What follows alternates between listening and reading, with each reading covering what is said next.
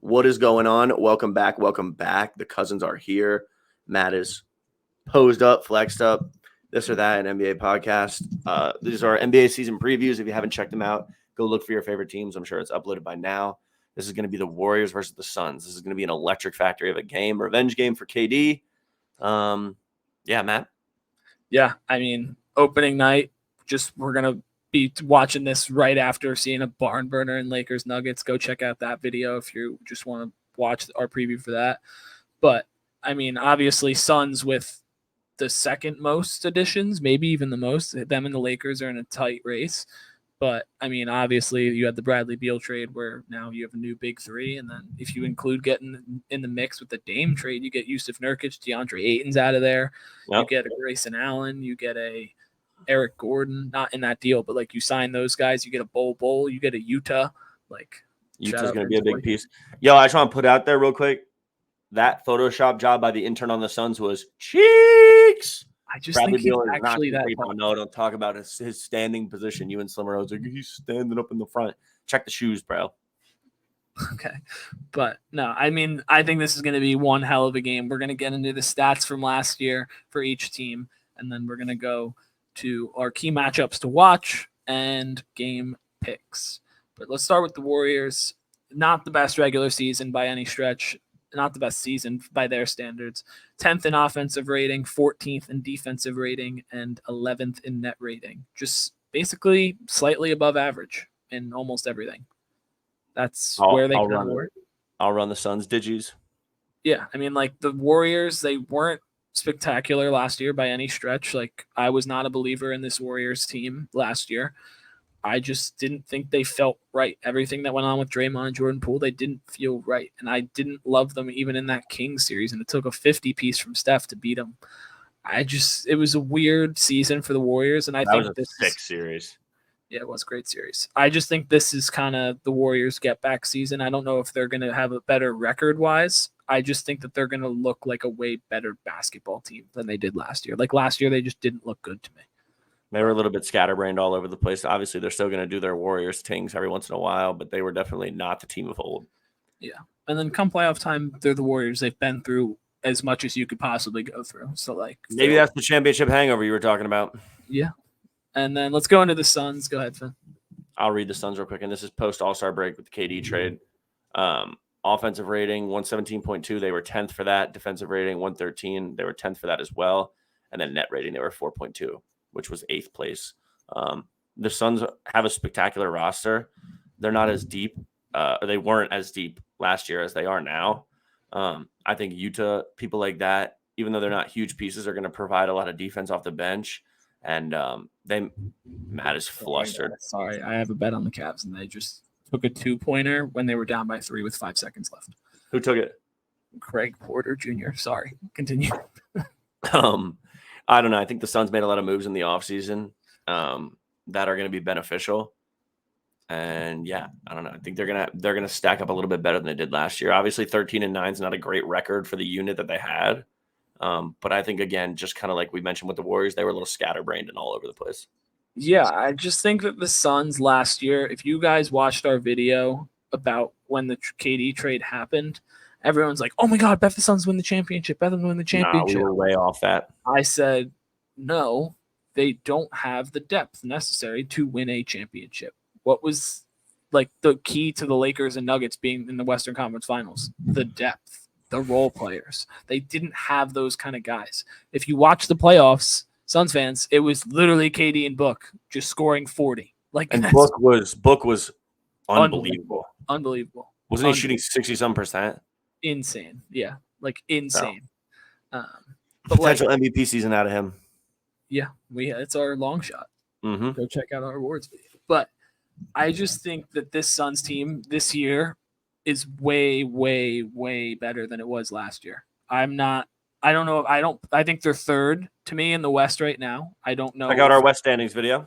Yeah, just came out at the time we're recording this. But like this team actually has depth. It has role players. It has the stars you need. It's just full of buckets. And I think for the regular season, you can beat a hell of a lot of teams with buckets. You just 100%. Can. Like you have three of the best scorers in the NBA all on one team. It's going to be impossible to defend against on a nightly basis. They may or may not have net syndrome though, where for some reason, and let's just be transparent about this. When those three players played, everyone wants to talk about like, oh, it was a failed experiment. 3 stars who are all offensive minded can't get together and whatever. I mean, the Nets were 21-3 when those 3 guys played. So I don't think that's a good argument. I've read that on Twitter, people saying like, oh, Nets 2.0. Okay, if they're Nets 2.0 and all 3 of them play, then they're the best team in the league. So I think they're going to be spectacular. It's just I think they're going to have to stagger those minutes a little bit more than the Nets did, though. Yeah, I think let's kind of go into our key matchups for the game.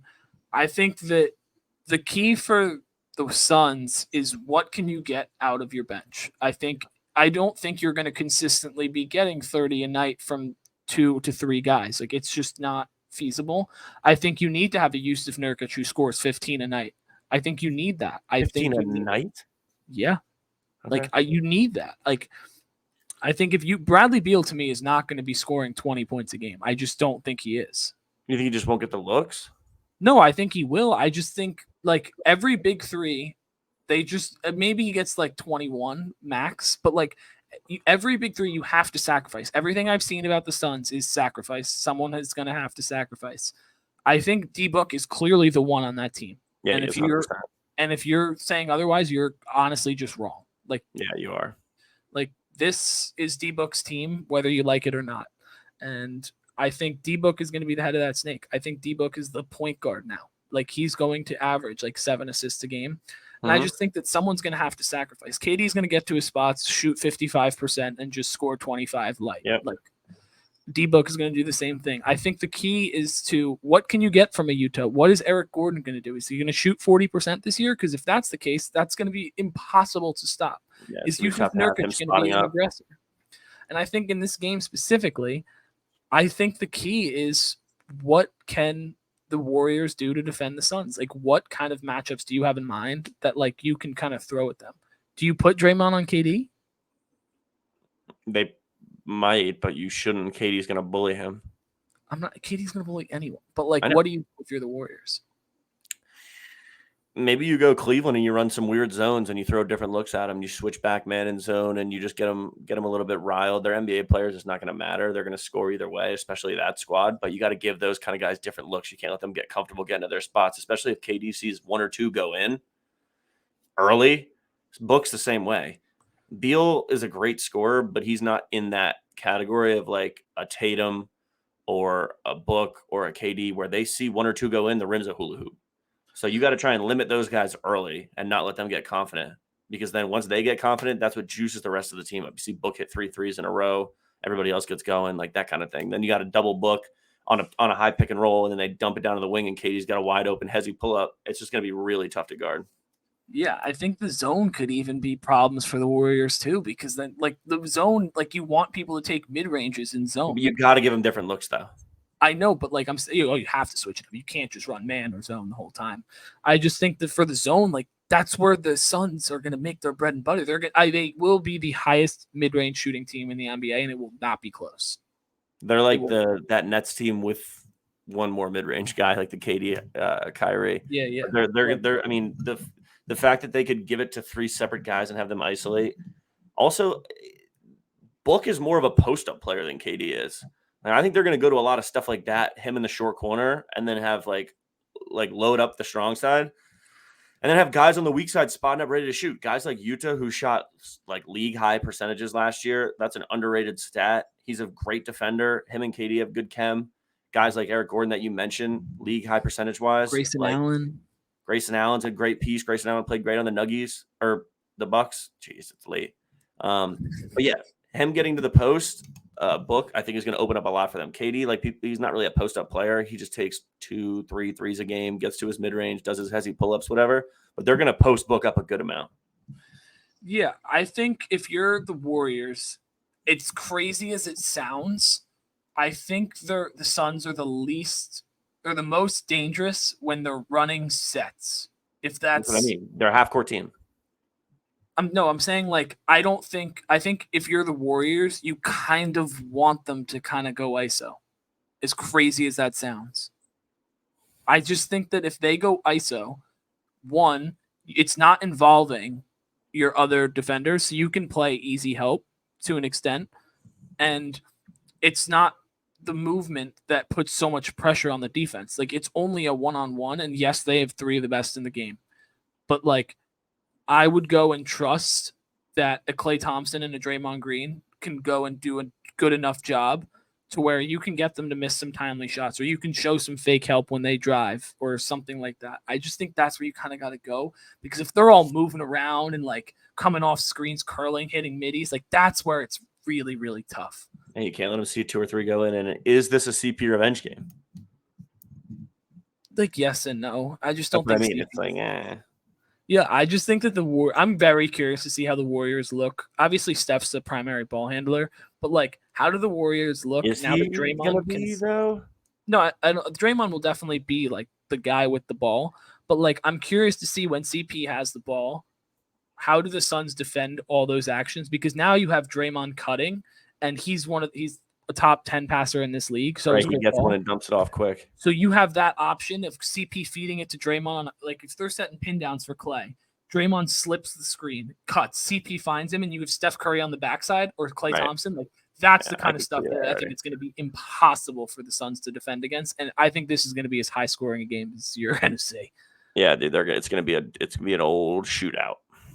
Yeah, but let's get into our game picks. Let me see the spread. The Warriors are plus 1.5. The game, I believe, that's crazy. 1.5. I don't know. Sorry, I gotta find out where this fucking game is. It's in Golden State. Yes. Yeah, in Golden State. So CP's coming off the bench? I think he's gonna start. I read both. I don't know. Their preseason lineup, they started him, but Draymond also wasn't playing in that game, so I don't know. But I don't know what he's going to do. He said he'd do whatever the team needs to win, so I don't really know. But I think he'd be better off the bench to me. But that's just my opinion. I think the Suns win. The Suns win this game. You know, I'm going to pick anytime CP's on the opposing team, I'm going to pick the other team. Biggest loser. I know. But like, I don't know, 1.5. So that means they think this Suns are 4.5 points better, roughly. On a neutral. I don't know, man. I'm gonna lean Warriors. This guy is flustered. I'm gonna lean Warriors. I don't know why. I just don't. It doesn't make sense in my head. But like, I just think that the Suns are gonna have a tougher time defending the Warriors because of all the motion than the Warriors are gonna have defending against the Suns. Definitely. That's just me, and I think the Suns could easily win this. It's honestly as close to the game as I can go. If I'm as a betting man, I would not bet this game. I would bet the over and put it away and be done and be like, okay, I just want to see points. Like, that's what I would do. Yeah, but as a game pick, give me the Warriors. I don't know. They're just different at home, man. They just are. Yeah, the O is going to be bumping. It's not the O anymore, is it? No, it's the Chase Center. Aren't they in Oakland? Yeah, but it used to be called Oracle. No, I know. But it's not the Oracle anymore. I meant Oakland. Jason. Oh, yeah. But yeah, I mean, that's our preview. Let us know what your game pick is in the comments, what you guys think of our matchups, anything. And if you want us to do more on this game, we're going to do a recap afterward. So let us know. Like, comment, subscribe. Fuck Chris Paul. And check out these other previews.